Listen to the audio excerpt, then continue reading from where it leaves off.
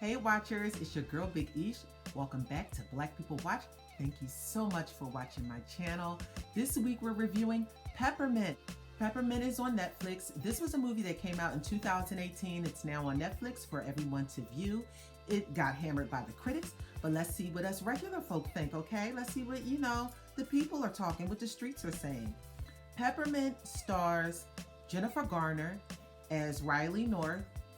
It also stars John Gallagher Jr. as Detective Stan Carmichael, John Ortiz as Detective Moses Beltran, Jose Pablo Reba as Diego Garcia, and Method Man. Now let's get to the plot. 5 years ago, Riley North's husband and daughter were killed in a senseless act of violence. The woman comes back from self-imposed exile to seek revenge on those responsible and the system that let them go.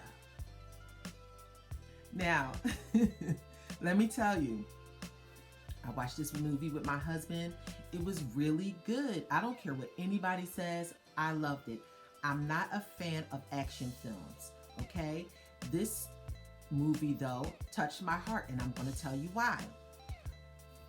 Riley North is a regular schmegular mom.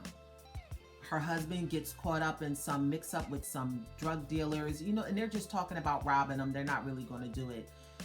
The big-time drug dealer finds out about it and, wants to make it known that nobody's not even going to discuss robbing him. And he sends some goons after them to, shoot down her family. While they're at the park, nonetheless, they're at carnival, and, they're doing a family night thing, and it's Riley and her husband and her daughter, and they're walking to the car, and it's something that every one of us would do.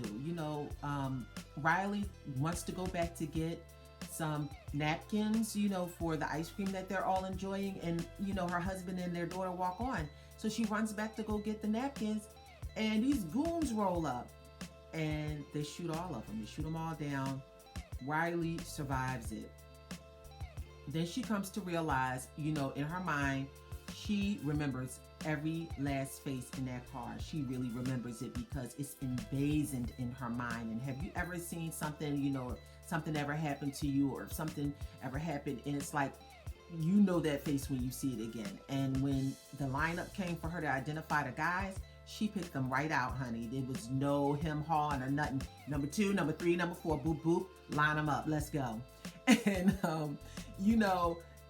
these people were really corrupt. I'm talking about the system. I'm talking about the judges. I'm talking about everybody involved. And even, the attorneys who represented these guys, actually got them off knowing darn well that they were criminals. And I want to say I liked it and enjoyed it because I've seen that happen, in real life. Like, this is almost like a real life scenario.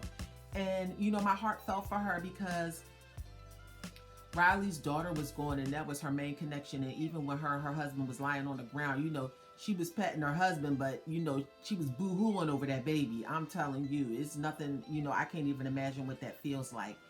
And that's every mom's nightmare. So that touched me because, nobody even wants to imagine seeing or having your child get gunned down. And I feel for, some of my sisters out here who that has happened to their children, and they've lost their children, some of them a few kids, to violence in the streets. And, I couldn't even imagine going through something like that. You go raise this child their whole life, love them, feed them, wipe their noses, and somebody just plucks them off the planet like they're trash. It's incredible how heartless some people can be. TT Fly, y'all. Y'all call it Nat, we call it TT Fly. But anyway, she can't believe the injustice that happened to her family. And these goons, these thugs, they get away with it.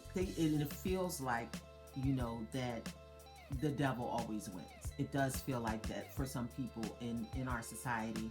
And it's unfortunate. And that happened to her. They just tell her to just jump in the lake, really. They're like, get lost, it's over, you lost, get over. And she goes away.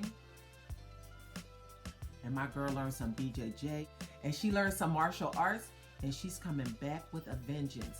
And I loved how they made it where they couldn't really find her because she was hiding amongst a certain group of people, and that brought life to the homelessness in LA, which a lot of people don't want to discuss, but there is a lot of homelessness in Los Angeles, in downtown, in the trash and all of that. And they really shed a light on that. And that was how she was able to camouflage herself, and the police weren't able to find her, is because she hid among the homeless people and they protected her. Now, of course, there was some parts of the stories that were fantastical, like how did she get up those stairs that fast? And, she's kind of, magical throughout the whole movie. I didn't mind that because it was so much of the movie that was real and that touched me personally. As a mother, a woman of color, that, I've seen this happen to women who, their family gets killed, nobody cares.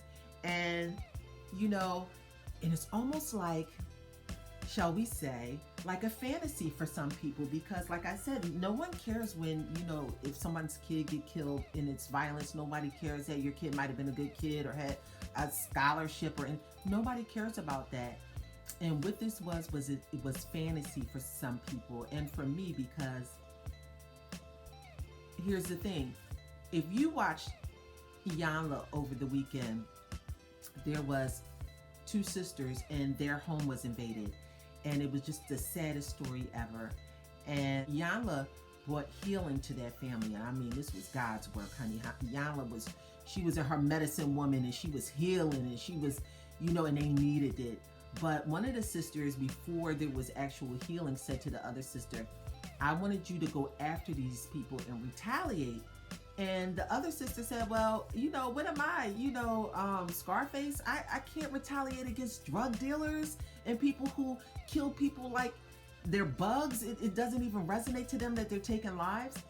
And, that's the thing. You feel so helpless to these people, because I have a real life. These people, the average working Joe, the average mom, she can't risk her life to go and kill drug dealers who murdered her son or daughter or whatever. So yeah, it's unrealistic to think that, I can go out here. Maybe I want to, maybe I feel like I should, and I'm justified in doing it. And of course you have those feelings, but realistically you can't do it because, life doesn't permit that. Now you're behind bars, and your kids, your other kids, or your other family members, they're living without you, and you're in a situation where, if you would have just been cool-headed, maybe let the system do and work its magic and do what it does, you might have had some justice, but you took justice into your own hands. That is very sad, and I think the reality for a lot of people is that you want to retaliate. You really want to, but life doesn't permit that. We can't just go around all killing each other and retaliating, and, it was sad. So it was kind of like living vicariously through her. Like, these people deserved it, and it was just. So I really got my whole entire life with this movie. It's a holiday movie, unfortunately. It's funny to say that a movie of such violent proportions is a holiday movie, but it does take place around Christmas time. And that makes it even sadder because it's like peppermint and candy canes and all these fun things. And it's supposed to be a happy time, and here her family gets slaughtered and no one seems to care. And she does. She cares. And she's going to be vindicated. And she's going to, make sure that her family's name doesn't go unheard. And I just love it. And I hope that there's a part 2, because I really see Riley North being like, like a Jason Bourne character, just keep coming back and keep doing, and, keep getting into squabble and having to come, and Jennifer Garner, man, hats off to her, because she was kicking some really good butt. And I don't know how much was her and how much was a stunt double, but she did a fantastic job. I felt her pain. I thought her acting was great. I felt her pain. I felt her need to retaliate. I felt that. And I just loved the movie. And I am not a action person. I do not really care for action movies because they're just too fast, and sometimes I don't know what's going on, and I have to watch it with my husband. I say, who's chasing who now? What happened? Why is this person running over here and stuff is flying above and things are blowing up? And I have no clue as to what's going on. I'm like, well, why are we chasing them again? What happened? My husband's like, just shut up and watch the movie. And eventually I answer all my questions when the movie is over. But during the movie, I'm confused. I was not confused in this movie. I knew what Riley North's purpose was.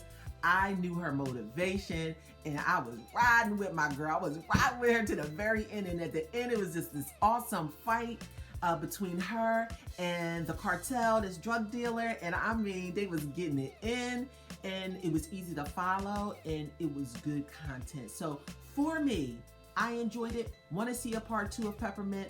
Riley North, please come back. We need you. We need to feel like we got somebody fighting for us, even if it's through the movies. And you guys, I really suggest you watch it. I'm gonna give it like a 7, 8 remotes out of 10. You know what I'm saying? Because I got my whole life on it. And if you want to, I suggest you check it out as well. Thank you so much for watching Black People Watch. Love you guys. Love for no reason. Bye.